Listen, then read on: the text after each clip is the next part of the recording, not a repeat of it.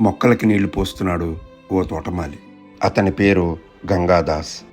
Gangadas, principal madam మిమ్మల్ని పిలుస్తున్నారు.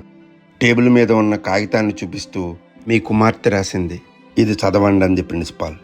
నాకు పెద్దగా చదువు రాదు, చదువుకోలేదని చెప్పాడు.